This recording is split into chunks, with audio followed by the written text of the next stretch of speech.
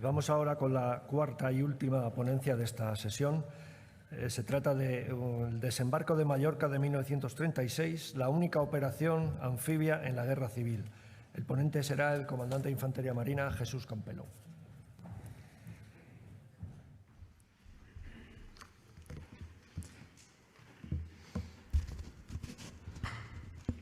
Permiso, señor almirante. Permiso, mi general. Buenas tardes a todos. En primer lugar, agradecer al Instituto de Historia y Cultura Naval el haber contado conmigo, lo cual es un tremendo honor porque además represento, en cierto modo, a la actual Fuerza de Infantería Marina, cuyo comandante general está aquí presente con nosotros. Les voy a hablar de la que se puede considerar la única operación anfibia de la Guerra Civil, que como sabemos fue eminentemente realizada con campañas terrestres, pero que verán aquí la importancia que tuvo esta acción o este intento de operación, que además creo que está bien elegido el momento en el que doy esta ponencia, después de que hayan visto pues la tecnología, los avances en las armas, en la doctrina, etcétera, para ver cómo fue sucediendo esta operación. También me veo obligado, siempre que doy conferencias de este periodo de la Guerra Civil, a hacer un pequeño disclaimer, porque voy a utilizar palabras que cuando hablo de otros periodos históricos no hay ningún problema, como son sublevados, nacionales, personal del gobierno, republicanos, incluso hasta rojos, que ellos mismos se autodefinían así.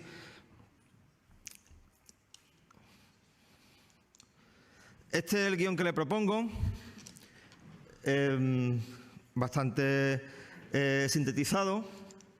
Y lo primero que tenemos que apreciar es la importancia que a lo largo de la historia han tenido el archipiélago de las Baleares con respecto a la península ibérica, por su localización y es fácil de entender su importancia estratégica. Al inicio de la Guerra Civil Española, el 18 de julio de 1936, con el levantamiento de la Fuerza de África el día anterior, todo el archipiélago se sublevó, quedando tan solo la isla de Menorca en manos del gobierno de la República. No voy a entrar en detalles de todo lo que sucedió en La Mola, en la base de Mahón, etcétera, pero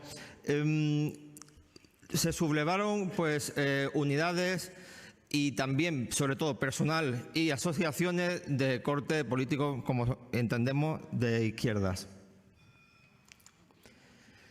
Desde un principio, la República vio la importancia, por eso que he comentado al principio, de conservar el archipiélago de las Baleares, porque podría ser utilizado como una base para lanzar, como así luego ocurriría, ataques ya incluso hasta aeronavales por el auge de la aviación en esta época contra el Levante español.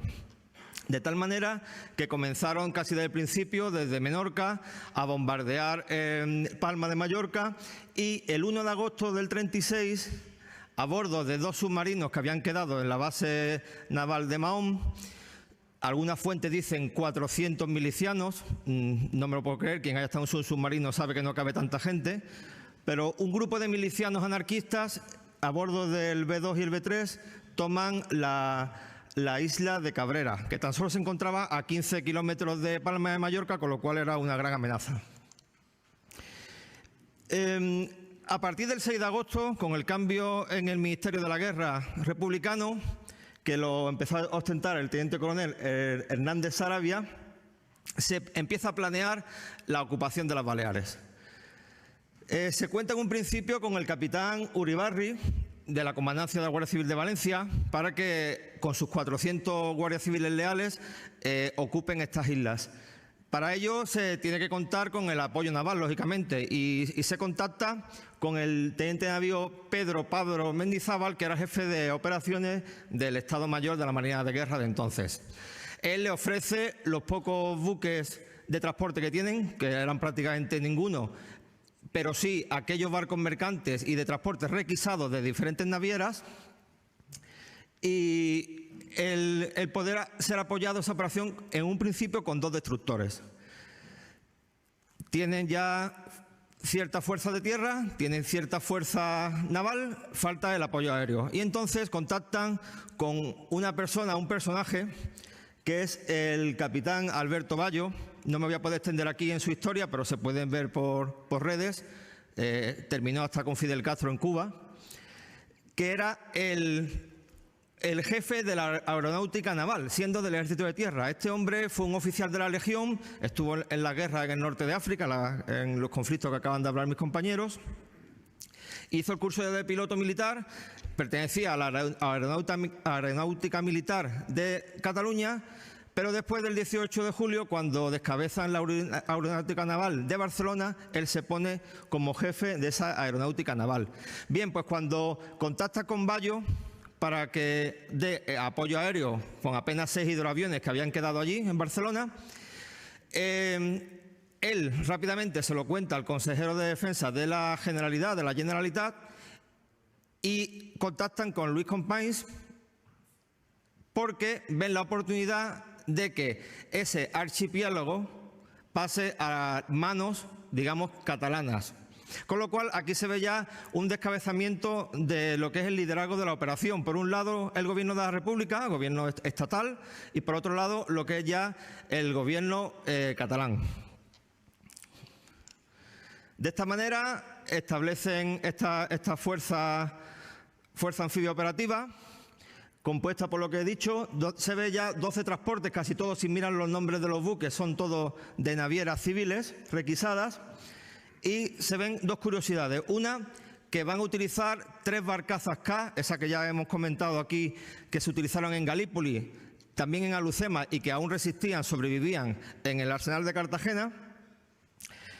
Y un número de milicianos y soldados, sobre todo del regimiento que se encontraba en Menorca y de la base naval de Mahón, que van a sumar unos 5.300 hombres aproximadamente. Y esto es curioso porque en la historia oficial siempre se dijo que asaltaron unos 8.000 republicanos, entre milicianos y soldados. Con esto ocurre que cambian la fuerza a lo que estaba previsto. Y es uno de los errores que va a tener la República, porque no ataca con una superioridad de 3-1, como sabemos que garantizan en cierto modo el éxito de las operaciones militares. Otro fallo que hubo, se perdió la sorpresa completamente. Hubo varios periódicos, sobre todo catalanes, que ya desde el 6, 7 de agosto, 8 de agosto ya estaban publicando qué es lo que iban a hacer, con lo cual las fuerzas nacionales empezaron a prepararse. Bien, 7 y 8 de agosto, Uribarri toma las islas de Formentera e Ibiza, con sus guardias civiles y también con fuerza de Bayo. Bayo también desembarca, sale por supuesto en la prensa. Se ve aquí a Bayo y a Uribarri y tal. Plantan las señeras valencianas, también algunas esteladas catalanas en las islas. Y se produce aquí el momento en el que Uribarri se da cuenta de que Alberto Bayo está actuando con independencia y que no está actuando bajo la bandera de la República, sino de Cataluña. Entonces él decide marcharse. También es muy interesante su historia, porque hace una brigada mixta y combate por el territorio, por Extremadura. De esta manera, el archipiélago se encuentra ya así.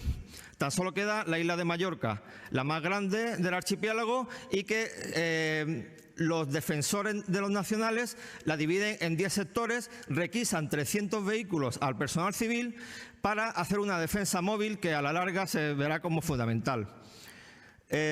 Son estos los mandos, como ven son todos militares que habían ostentado ya esos títulos, del cual el que más importancia tendrá casi al final será el teniente coronel García Ruiz, que en un principio era el gobernador civil de las Baleares.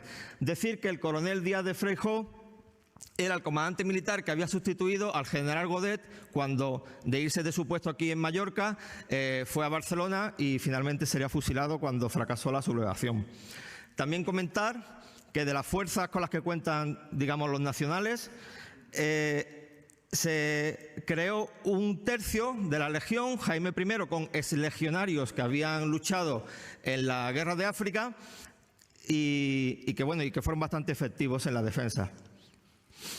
Finalmente, el 16 de agosto, Bayo decide desembarcar sus fuerzas en la zona de Manacor, cercana a Manacor, en Puerto Cristo, con la idea de sus columnas luego tomar el resto de ciudades importantes de la isla. Haciendo un zoom en la zona, vemos que la primera ola, tan solo el día 16, se compone de 750 efectivos. Hemos contado que contaban casi con 6.000 personas, 6.000 soldados y milicianos. Con esto quiero decir también, justo con esta flecha que se ve aquí abajo, que se aprecia otro fallo. No había un liderazgo, un mando único. Prácticamente actuaban con independencia. Todos tenían que haber desembarcado en las playas de Puerto Cristo y estos 300 anarquistas de las FAI, milicianos, deciden por motus propio, o por no se sabe muy bien por qué, desembarcar más al sur. El caso que a partir de aquí comienzan el avance y esa defensa móvil de los nacionales entra en acción y los frena en las alturas de Son Carrió y Son Cervera, sobre todo, y también en Puerto Cristo. En este titular de prensa vemos que ya hablan de las banderas que ondean en las montañas de Son Cervera y Son Carrió. Hablan ya, que va a ser también muy importante, lo vamos a ver ahora, de aviones italianos que empiezan a apoyar a las fuerzas sublevadas, después de contactos de la Falange de Mallorca, sobre todo, y de personas millonarios muy acaudalados, que saben ya su nombre perfectamente, con Mussolini. Eso, aunque aquí dice que lo hundieron todo en el mar, realmente nada más que inutilizaron a uno y los otros dos se fueron a Italia. Pero bueno, eso es parte de la propaganda. Finalmente, el 18 de agosto se establece esta cabeza de playa, que va a ser el máximo avance, con una línea tan solo de 12 kilómetros en el interior y 7 de ancho, como ven, tomando esas ciudades. No van a poder avanzar más. El 18 de agosto se produce la segunda ola, fíjense, 2 días más tarde, con esa cantidad de milicianos y soldados republicanos en las playas de Puerto Cristo, y también ya empiezan a utilizar las de Sacoma. Intentan reforzar las posiciones que se han tomado y empiezan a trincherarse. Bueno, llevaban haciéndolo del 16 de agosto y aquí, con este impulso de más personal, se atrincheran en esa cabeza de playa. Yo creo que ya prácticamente eran conscientes de que no iban a poder avanzar más por las fuerzas nacionales que se les habían puesto enfrente. Así, el 22 de agosto, esa cabeza de playa se reduce, se produce otra tercera ola, ya el día 22, comenzamos este desembarco el 16, de 2.000 milicianos.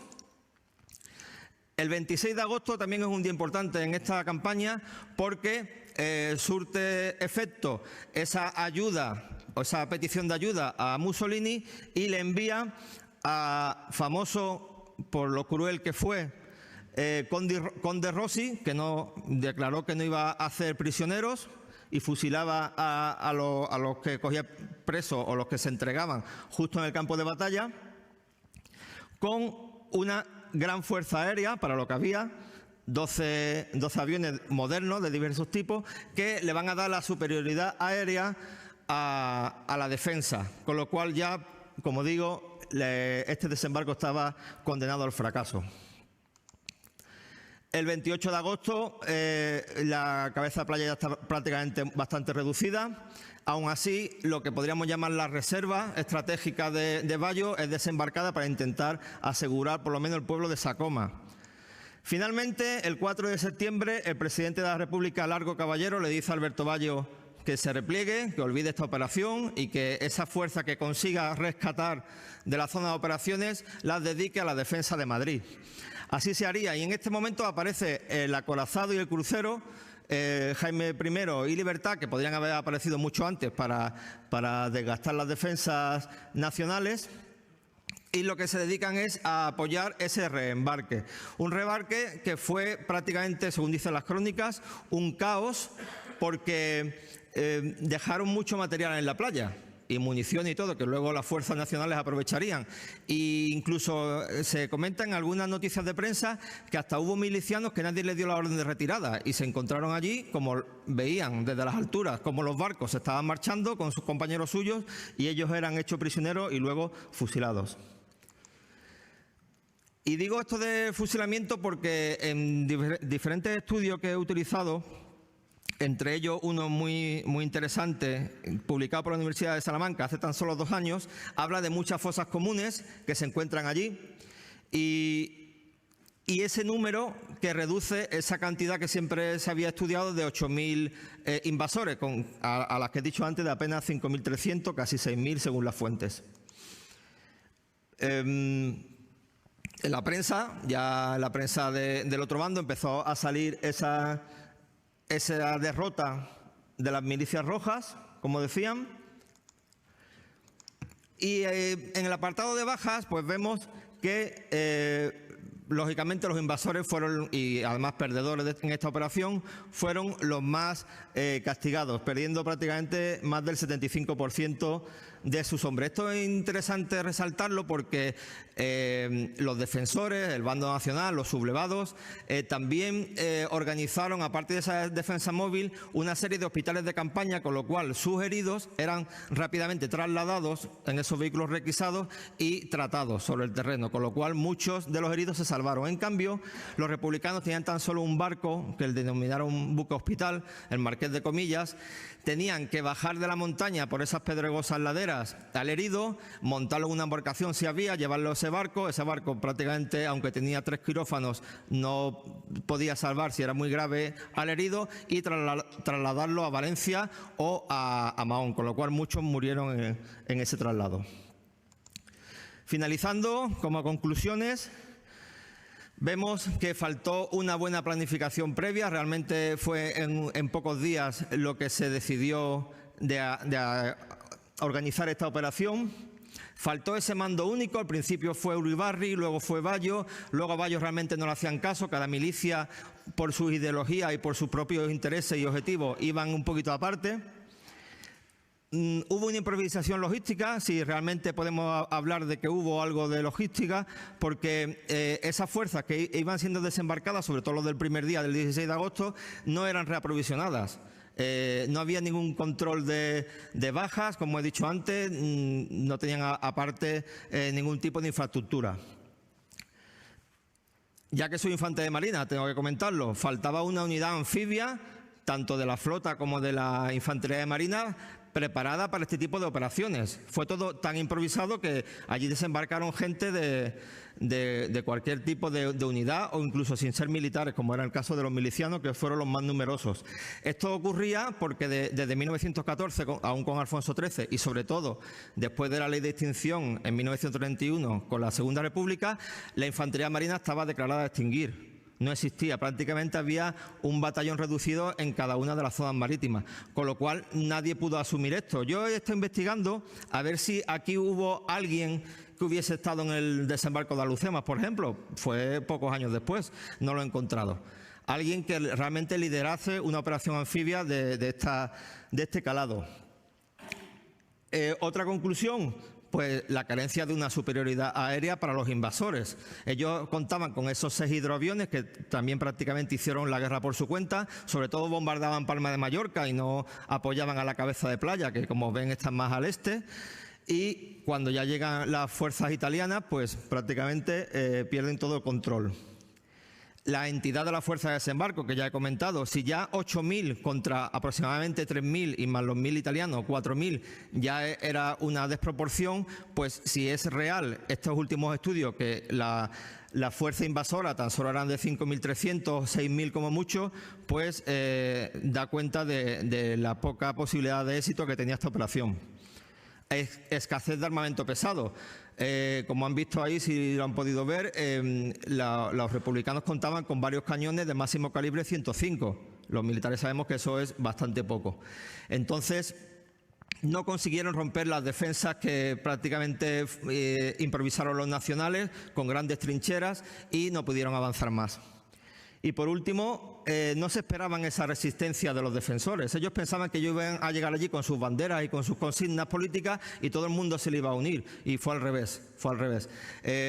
Por lo que fuera, no voy a entrar aquí a valorarlo, la gente estaba deseosa de cambiar un poco el régimen y no iban a tolerar, además, que viniesen catalanes, como era la máxima proporción de fuerzas que invadieron, a que les dijeran a quién tenían que pertenecer. Con lo cual, muchos, si no lo eran ya de ideologías carlistas o de Acción Católica o de la Falange, se unieron a esas milicias, lo que se llamó la milicia ciudadana, y expulsaron a los invasores.